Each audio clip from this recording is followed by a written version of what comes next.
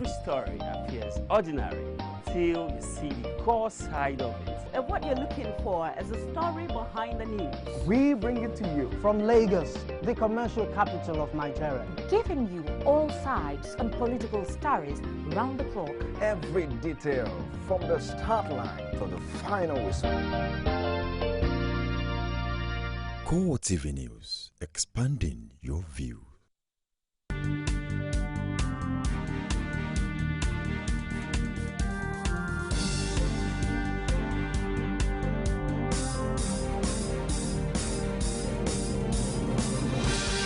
Good evening and thank you for joining us in CoreTV Primetime News. I am Olajumoke Olatuji. In a major story, 8 died and over 100 injured in just chemical explosion.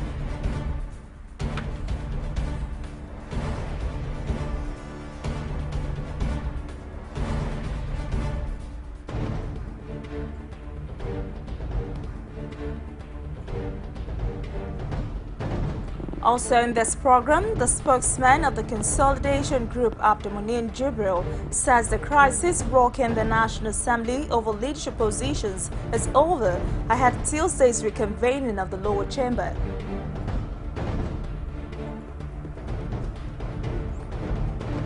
The Sultan of Sokoto, Said Abubakar, urges Nigerians not to allow disgruntled politicians instigate them towards violence.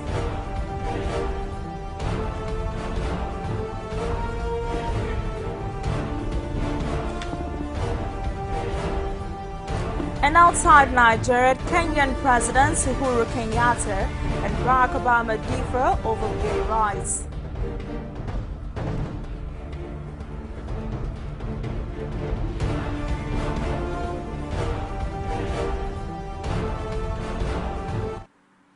Many thanks for joining us again. A chlorine cylinder explosion at the Plateau State's Lamingo Water Board treatment plant at early Saturday morning has caused the death of 8 persons and 101 others are receiving treatments in the major hospitals in the city. At one, the hospital little children were seen with bloated stomach, while other adults were seen to be gasping for air. 2 students from the National Film Institute, which is close to the water treatment plant, also lost their lives in the unfortunate incidents. Director, Press and Public Affairs to the Plateau State Governor, Samuel Emmanuel Nanley, who confirmed the incident in a press statement, says the state government will take immediate measures to address the issues of expired components of the treatment plants and to guard against future recurrence of this unfortunate incidents. The spokesman of Consolidation Group, Abdulmunin Jibril, has said the crisis in the House of Representatives over principal positions is over, ahead of Tuesday's reconvening of the lower chamber. According to Jibril, gladiators in the Femi Gbajabiamila camp have started for the Dogara formula. Gbajabiamila and Yakubu Dogara, the speaker, had been immersed in a rift over the sharing of principal positions of the House, while Jibril is pro-Dogara. Al-Hassan Ado-Daguwa, the newly proposed majority leader, is pro-Gbajabiamila. Speaking at a press conference in Abuja on Saturday, Jibril said, and I quote, "Please recall that since the inauguration of the House, the issue of those that will assume the positions of the remaining principal officers among members of our party, the All Progressives Congress, has been immersed in deep controversy. We thank Speaker Dogara for his maturity and gentle disposition towards ensuring that the disagreement is amicably resolved. We thank our other colleagues who disagreed with us for their willingness to dialogue and accept a compromise positions for the peace and stability of the House and overall national interest. We will make a particular mention of Mongunu, Daguwa, and Pali for their patience, maturity, and understanding. Finally, we thank Nigerians and once again pledge that this House will now get down to work for the Nigerian people."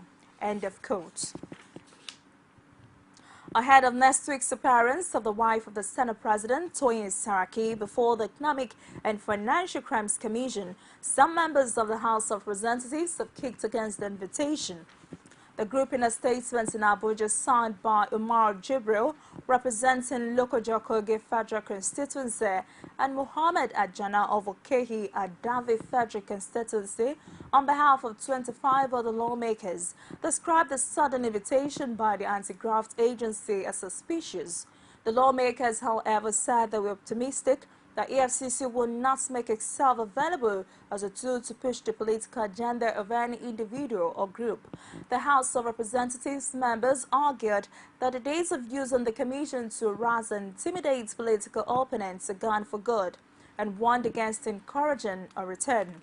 The group said it was concerned that the leadership of the National Assembly is being targeted for unnecessary harassment using state institutions. The Sultan of Sokoto, Said Abubakar, has urged Nigerians not to allow some disgruntled politicians to instigate them to cause a breach of the peace. The Sultan, Said Abubakar, spoke in Sokoto on Saturday at a sala lunch he organized for members of the resident communities in the state. According to the monarch, the settler-indigenous dichotomy is the major problem in many states of the Federation. Abubakar challenged leaders to be just, pious, fair, and equitable to all, so as to achieve and sustain peace and socio-economic development. The Sultan also called on Nigerians to work for the change they had voted for in recent elections. He also appealed to Nigerians to come together and live peacefully with one another, and urged the leaders to carry all Nigerians along. The President General of the Association of Resident Communities, Mohammed Ibrahim, earlier commended the Sultan for the gesture, describing Sokoto as the most peaceful state in Nigeria. Ibrahim also underscored the sterling contributions of the Sultan to peace and unity of Nigeria and beyond. Former Chief of the Naval Staff, Usman Jibrin, insists there is no way he could have been sacked after 35 years in service. He said this in reaction to media reports that went viral on social media that immediate past service chiefs were sacked. Jibrin argued that the service chiefs were only changed and not sacked, as widely reported. The former naval chief clarified this before handing over to his successor. But before I say a normal thing, I have an advice for the press. A service chief that has put in meritorious 35 years cannot be sacked and cannot be relieved. It can only be changed. So the word is changed.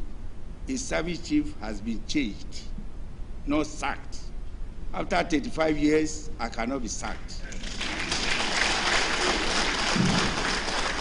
So on this note, I say fair winds and onward together, gentlemen. I'm happy. The presidency has confirmed that President Muhammadu Buhari will not extend its corruption probe beyond the administration of former President Goodluck Jonathan. Buhari will just return from a 4-day official visit to the United States as consistently vowed to investigate and bring to book persons who looted the country's funds. The president said in the U.S. that he would arrest and prosecute past ministers and other officials who stole Nigeria's oil and diverted government's money into personal accounts. But the president's special advisor on media and publicity, Femi Adesina, said the president will limit his anti-corruption war to the immediate past administration in the country.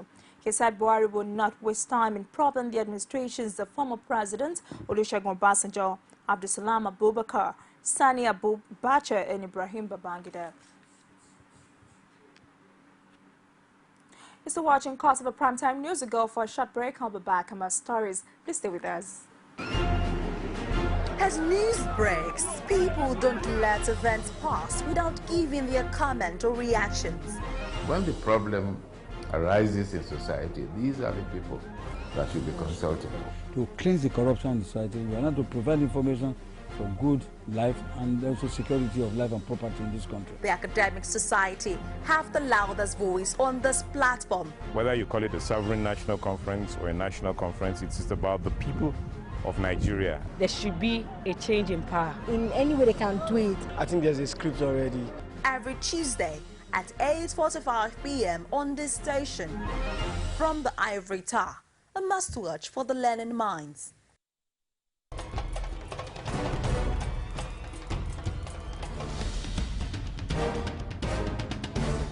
is what the people are saying. You don't run a big economy with generator. They need to do more in terms of energy and power. Many things to do for this Nigeria about lights, water, and new TT.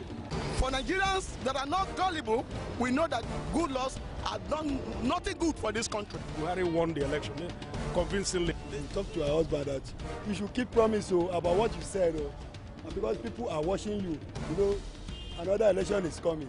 Also, some people will strong for Yoruba land. Will be strong man. We don't die. This nation is moving forward. The best is going to take place. The people giving voice to the voiceless. This is still CoreTV Primetime News. If you're just joining us, this is a quick reminder of our major stories. 8 die and over 100 injured in just chemical explosion.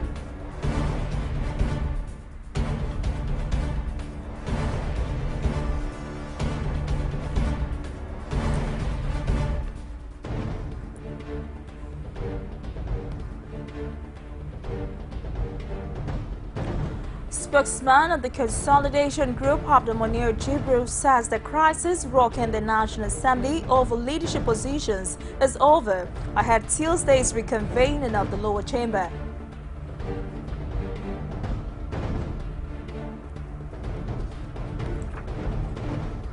The Sultan of Sokoto, Said Abubakar, urges Nigerians not to allow disgruntled politicians instigate them towards violence.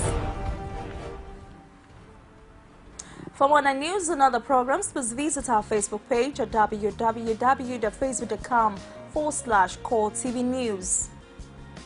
You can follow us on Twitter at CoreTV News NG. Also visit our YouTube channel at youtube.com/CoreTV. Leave a space the news. The governor of Bayelsa State, Saraka Dixon, has called on all opposition parties in Nigeria to support President Muhammadu Buhari. Dixon is a member of the then ruling party, the People's Democratic Party, while the president belongs to the governing party, the All Progressives Congress. On his part, they said they will continue to work for security, unity and progress of the country, regardless of the fact that President Buhari is a member of the APC. The governor said this in Abuja on Saturday while receiving some Ijaw community leaders who paid him a solidarity visit and endorsed his second-term ambition. He said supporting Buhari was important to move the nation forward no matter what political party that produces the leadership at the federal level. Referring to the solidarity visit, Dixon said he's impressed by what he described as a well-executed ambush that only the Ijaw people could deliver.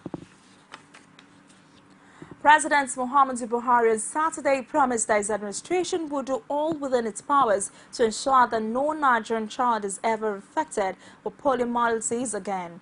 A statement by Special Advisor on Media Publicity Femi Adesina quoted the president as speaking at the brief event organized to mark Nigeria's successful completion of 1 year without any reported case of the wild polio virus held inside the presidential villa in Abuja.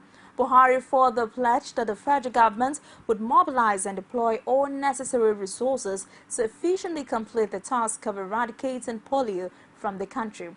He therefore called on all stakeholders to ensure that every newborn child is vaccinated against the virus. Buhari thereafter personally vaccinated one of his grandchildren against polio at the occasion. The gesture was meant to demonstrate his commitment to eradicating the virus from Nigeria, as well as the safety and efficacy of the polio vaccine. He thanked all Nigerians and foreign partners who supported the country's polio eradication program in several ways. He said he looked forward to the formal declaration of Nigeria as a polio-free country in 2017. The Inspector General of Police, Solomon Arase, on Saturday says the Nigerian police will continue to crack down on cultism and other forms of criminality in different states of the country in order to ensure and maintain peace in the Nigerian society. It will be recalled that the police had in May arrested and arraigned 56 suspects, including 11 persons said to be highly placed for their alleged involvement in cult-related killings in Edo State. Following the deployment of a special crack squad by the IGP, However, Arase, who spoke shortly after a ceremony organized in his honor by the Ora Ekpe Development Association, Sabangida Ora, in Owam, Western Local Government Area of Edo State, explained that though no society could be totally rid of crime, the result from the crack squad had shown the Nigerian state could be more tolerable. He also noted that the force will continue to dismantle police roadblocks, which he insisted have been very ineffective, adding the plans were on course for the implementation of police reforms, including human rights issues and intelligence policing. From all indications, President Muhammadu Buhari may have begun probing the administration of former President Goodluck Jonathan, going by the invitation of his former aide on Niger Delta Amnesty Program, Kingsley Kuku, by the Economic and Financial Crimes Commission. Kuku, who managed the program for former militants for over 4 years, is however far away abroad on a trip for knee surgery and has informed the Commission that he would be available for integration by September 30. While the immediate past special advisor to the President on Niger Delta Affairs, Kingsley Kuku, says is ready to assist the Economic and Financial Crimes Commission in his bid to probe the accounts of the agency under his leadership. Kuku is currently in the United States of America, where he is undergoing a medical procedure. He maintained that there is no need for the allegations leveled against him because the records of his administration were clear and available. The former presidential aide was responding to an invitation by the EFCC, directing him to report to the headquarters in Abuja for questioning on July 28, 2015, over allegation of diverting public funds running into hundreds of millions of naira. The fragile peace in Plateau State made it a rate of urgent steps are not taken to settle flawed nerves across the state. In spite of the continuous cry, substantive court order on massive protests against the recent dissolution of the local government council's elected administration, the governor of the state, Simeon Lalong, has remained adamant, saying there is no going back on the decision. Lalong made this known when a Muslim Omar in the state came to pay him Salah homage at the government house, Rayfield. Our Plateau State correspondent has the details in this report presented from our studios. We bring you the reports in the subsequent bulletins. Meanwhile, Kwara State Governor Abdul Fattah Ahmed has said his administration will not retrench workers under any guise, but will rather create platforms to economically empower the teeming youths. Governor Ahmed, who stated this in Ilorin while speaking on an interactive program, explains that no state governments could execute any developmental projects or pay salaries as and when due by relying on federal allocation alone.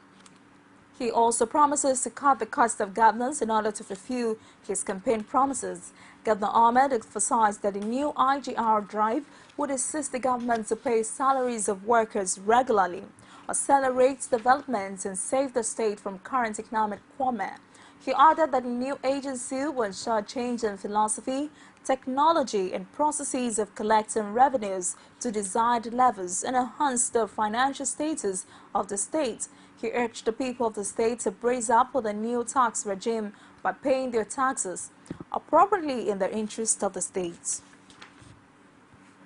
The Kwara State Police Command says it will not relent in its crime-fighting activities to ensure that criminality is a thing of the past in the state. Spokesman of the State Police Command, Adisa Okesomi, made this known while speaking to newsmen at the parade of various suspects by the State Police Command in Ilorin. Rashid has more in this report. While briefing journalists on the activities of the State Police Command, spokesperson Ajayi Okesami says the police is battle ready to ensure that it continues to rid the state of all sorts of vices and criminal activities. Going further, Okesami disclosed that the State Police Command made a big breakthrough in catching an Ilorin-based automobile dealer hanging around banks to monitor customers and trace them to their destination for robbery operations. Their own specialty is to hang around banks, to monitor people that come to the bank to withdraw money. They train such people to wherever they can attack the person.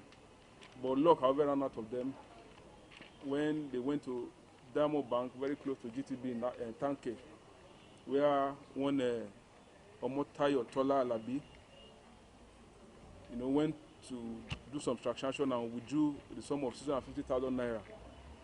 After withdrawing the money, he kept it in the boot of his car and drove straight to the University of Ilorin to see one of his friends, one name withheld. And not up to 15 minutes, he came out and discovered that the glass door of his car had been damaged, and the money he kept in the boot of the car has disappeared. And on receipt of... In his reaction to the allegation, Onafu Abiodun, who is the one in question, says he is innocent of the crime. One huge man just came around and ajarred the door beside me. And I stood up and said, "Who are you? What do you want?" Before anything, the policemen surrounded us and were taken to the state CID or the headquarters and SARS. Till now, I can't even explain because they didn't take any statement from us. We didn't defend anything. We don't even know until when we saw this bill they gave us to handle. Are you now saying what you have been accused of, you don't begin anything about it? I don't do it. I don't do it. At all. I've never been arrested by anybody. What is your profession? What do you do? I'm an automobile dealer. Automobile dealer. What's your name? Onafu Abiodun. The State Police Command, however, reiterates its resolve to crush all criminals and rid the state of crime. Rashid, CoreTV News, Ilorin. The Nigerian authorities have flagged off the intercity train service from Kano to Port Harcourt. The managing director of the Nigerian Railway Corporation, Adesheyi Chijuade, says in his welcome address that the train service would go a long way in boosting business activities between the north and south of the country. Kano State Governor Abdullahi Ganduje was represented at the occasion by the Speaker of the House of Assembly, Alhassan Dangiwa.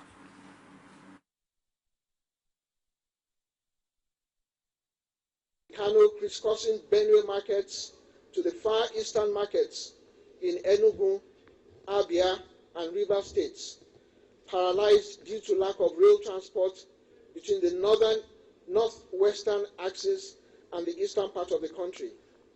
However, in view of the ongoing reforms efforts by the Nigerian Railway Corporation, train services are now being resuscitated in phases across the country.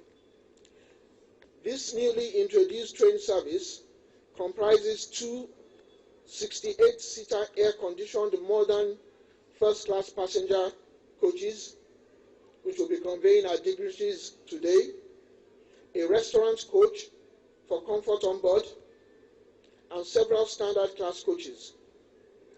It traverses a rail distance of 1,139 kilometers stretching from Kano to Port Harcourt, with stops at Madobi, Dangura, Kura, Zaria, Kaduna Junction, Zonkwa, Kafanchan, Wasai, Lafia, Ayarugu, Makurdi, Otoko, Ihamufu, Enugu, Ovim, Amaba, Umuahia, and Aba stations.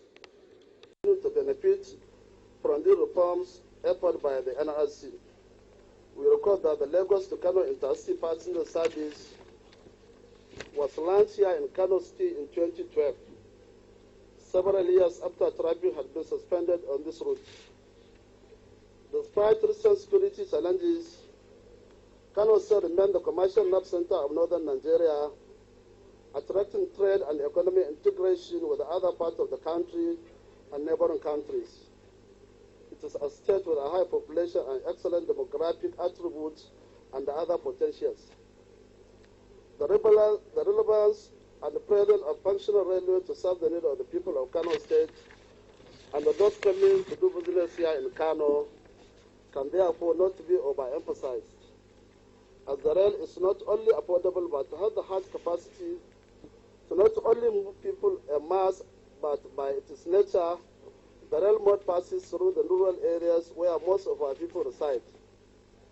The government of Kano State is committed to the safety and comfort of our people, and it is within this purview that Kano State will be willing to partner with NRC because we are interested in helping our people move their farm produce to the market. We are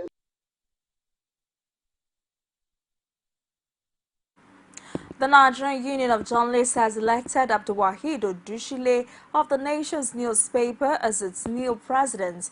It's a 6-Malam Garba Muhammad, who is now the commissioner in Kano State. Odushile polled 354 votes to defeat his closest opponent, Rotimi Obamuwagun, who got 333 votes at the NUJ National Delegates Conference in Abuja. Mohammed Shu clinched the position of the Financial Secretary of the Union to defeat Ajayi Olubenga. The post of the National Treasurer went to Monica Okechukwu, who defeated Garba Liya and Ambrose Nwanchukwu. Chris Siguzo emerged the Southeast Vice President after he defeated Godi Okafor, while Aisha Ibrahim clinched the position of Vice President Northeast. The positions of Deputy National President, National Internal Auditor, and the Vice President North Central were filled unopposed. The Plateau State government has made a case for funding from the Tertiary Education Trust Fund for the state university and other government-owned tertiary institutions in the state. Governor Simeon Lalongo was speaking during a visit to the Executive Secretary of the TET Fund. Professor Sulaiman Bagora in Abuja said the university, which was established in March 2005, is especially in need of funds for infrastructure.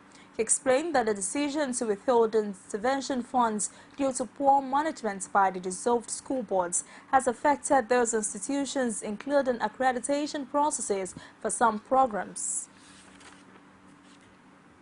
We're going to another break. I'll be back with sports and stories outside Nigeria. Please don't go away. Is it what crazy or autocracy? Or what type of crazy is that, except crazy? News making the headlines. Black Maria is to carry criminals, trading looters that are in government today. Sometimes it gets confrontational. Slap you in the face. Excuse me, don't put words into my mouth. Whatever it is that will bring our military to disrepute, I said to hell. On Core Digest, I want to know why I should be believing them. Every weekday, we'll bring all of these together and take them to the court of public opinion. Everybody has a right in Nigeria. Where you are the judge.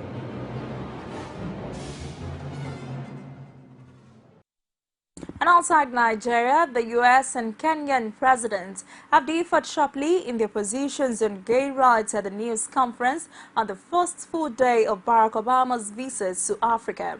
While Obama spoke strongly against discrimination, Uhuru Kenyatta said Kenya did not share the same values. Kenyatta described the question of gay rights as rarely a non-issue in Kenya, saying that the country needed to concentrate on other areas that were relevant to the people. Saudi states media said airstrikes against Houthi targets in Yemen are to be halted for 5 days to allow the delivery of humanitarian aid. The UN has declared Yemen a Level 3 humanitarian emergency. The highest on its scale. Arab coalition forces have announced a 5-day humanitarian pause in their military campaign against Houthi fighters in Yemen. The suspension of airstrikes, which will take effect at 11:55 p.m. local time on Sunday, will allow humanitarian aid to be delivered to the Arabian Peninsula country on Saturday. The statement said coalition forces will respond to any violation of the pause by the Iran-allied Houthis. SPA said the decision was taken at the request of Yemen's President Abu Rabiu Mansour Hadi, who has taken refuge in Riyadh, the Saudi capital, with much of his government. Hadi, whose supporters have recaptured most of the southern parts of Aden from the Houthi fighters after 4 months of war, wanted the pause for the delivery and distribution of the maximum amount of humanitarian and medical aid. The 2 previous ceasefires brokered by the UN failed to take hold. The UN has declared Yemen a Level 3 humanitarian emergency, the highest on its scale.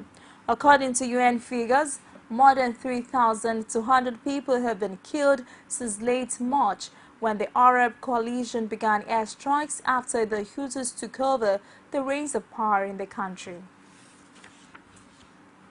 Turkish Prime Minister Ahmet Davutoglu has confirmed that Turkey's air force is attacking Islamic State positions in Syria and Kurdish PKK militants in northern Iraq to defend the country's security. Davutoglu ordered the 590 suspected IS and PKK members have been arrested. This follows a week which saw a bomb attack blamed on IS killed 32 people in the Turkish town of Suruk. Subsequent clashes with IS fighters on the Turkish-Syrian border led to the death of a Turkish soldier. The PKK's military wing said it had killed 2 Turkish police officers, claiming they had collaborated with IS in the bombing in Suruc, where targeted left-wing activists. Within a week, Turkey has gone from reluctant observer of the coalition against IS to military strikes, opening up its bases to warplanes and bombing of PKK positions. Former U.S. Secretary of State Hillary Clinton will appear in October before the House Committee investigating the 2012 attacks that killed 4 Americans in Benghazi, Libya, Clinton's presidential campaign says on Saturday. Talks between Greece and its international creditors over a new bailout package should go ahead on Monday after logistical issues that delayed meetings this week are resolved, Greek officials said on Saturday.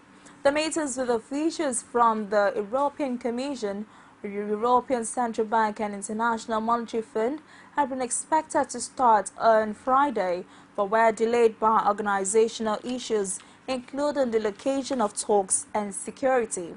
The Finance Ministry officials said talks were now expected to get underway formally on Monday after logistical issues were resolved.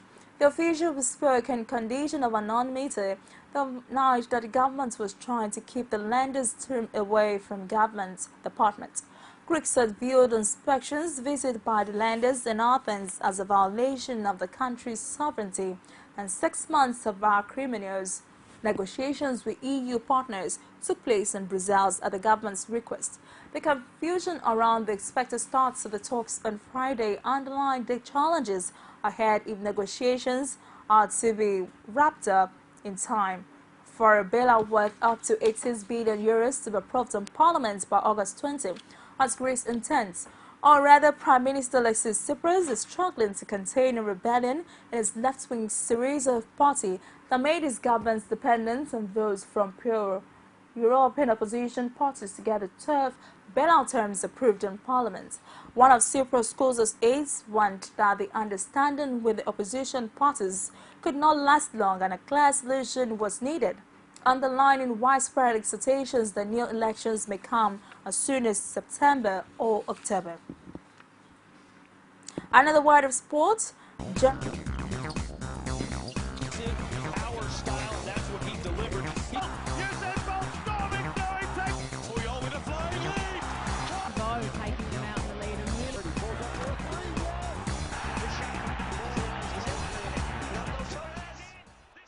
Jerome Varka, FIFA's often outspoken Secretary General, all but confirmed that he will be leaving his job when Sepp Blatter is replaced as president of World Soccer's governing body next February.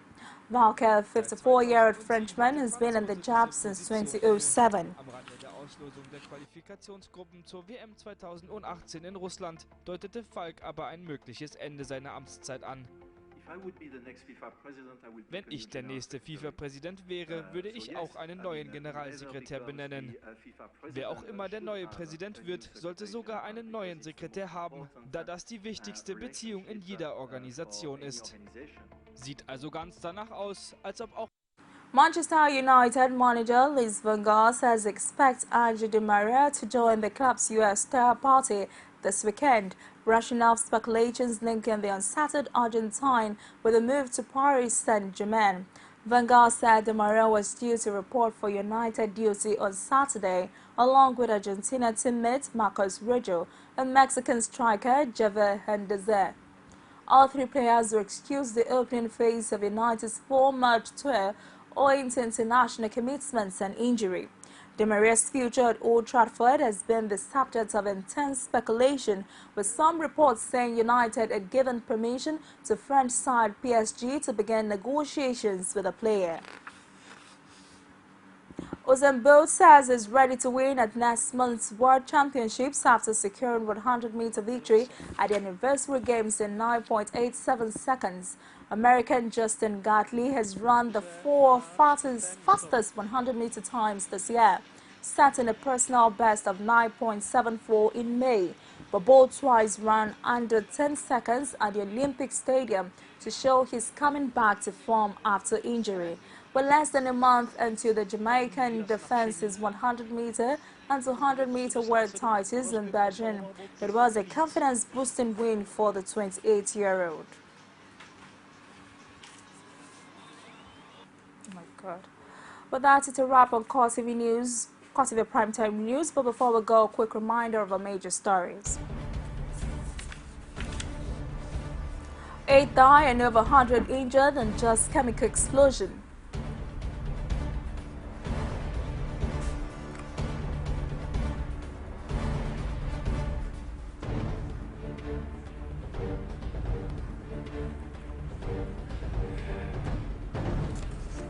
The spokesman of the Consolidation Group, Abdulmunim Jibril, says the crisis rocking the National Assembly over leadership positions is over, ahead Tuesday's reconvening of the lower chamber.